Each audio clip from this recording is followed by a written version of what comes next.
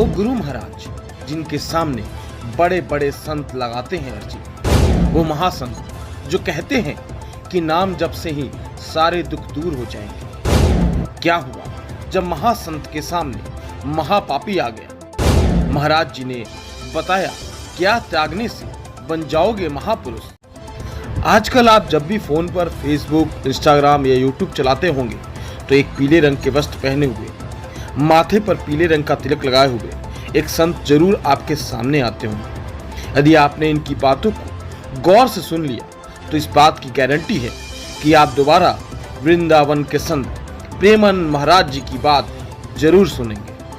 आज लाखों भक्त हैं जो प्रेमानंद महाराज जी को फॉलो करते हैं, उनकी वाणी को आत्मसात करते हैं। यदि इनके आपने दर्शन कर लिए तो मानो आपको साक्षात राधा रानी के दर्शन हो जाएंगे। नेता हो या अभिनेता या खिलाड़ी, सब आकर यहाँ भावुक हो जाते हैं, रोने लगते हैं। लोगों को आश्चर्य होता है कि इतना कम पढ़ा लिखा इंसान इतनी ज्ञान की बातें कैसे करता है। राधा रानी के परम भक्तों में से एक हैं प्रेमानंद महाराज जी। उन्होंने अपना जीवन राधा रानी की भक्ति सेवा के लिए समर्पित कर दिया है। महाराज जी के दोनों किडनी फेल हैं, लेकिन उनका जीवन चक्र आज भी चल रहा है। हर दिन वो प्रवचन नहीं, नया जीवन देने के लिए हमारे सामने आते हैं। ऐसे ही एक दिन एक शख्स ने उनसे कहा कि वो दुनिया का सबसे बड़ा पापी है, वो आत्महत्या करना चाहता है, वो अपना शरीर त्यागना चाहता है।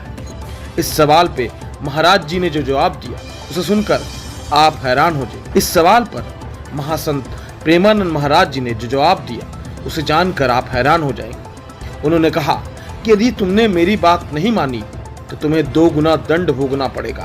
प्रेमानंद महाराज जी ने कहा, यदि तुमने शरीर त्यागने की कोशिश की तो दुर्गति हो जाएगी। शरीर नहीं, शरीर राग त्यागने की जरूरत है। शरीर राग त्याग दोगे तो महापुरुष हो जाओगे।